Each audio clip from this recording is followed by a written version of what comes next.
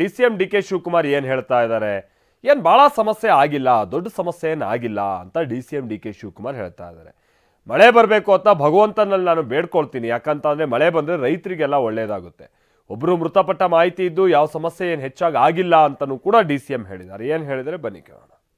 ನೋಡಿ, ಮಳೆ ಬರಬೇಕು, ನಾನು ಭಗವಂತನಲ್ಲಿ ಮಳೆ ಬರಲಿ ಅಂತಾನೆ ಪ್ರಾರ್ಥನೆ ಮಾಡೋನು.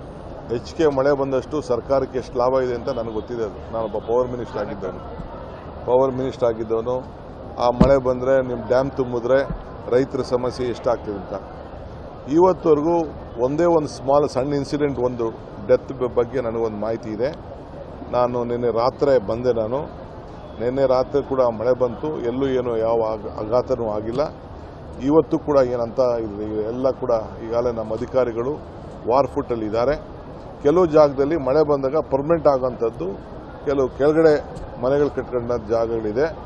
ಈಗ ನಾನು ಮುಖ್ಯಮಂತ್ರಿಗಳು ಇದಾದ ಮೇಲೆ ನಾನು ಮುಖ್ಯಮಂತ್ರಿಗಳ ಹತ್ರ ಮಾತಾಡಿದ್ದೀನಿ. ನಾನು ಇಲ್ಲೇ ಇರಬೇಕು ಅಂತ ಬಂದಿದ್ದೆ. ನಾನು ಇಲ್ಲೇ ಬಂದು ವಾಸ್ತವ ಉಡಬೇಕು ಅಂತೇಳಿ ನನ್ನ ಟ್ರಂಕು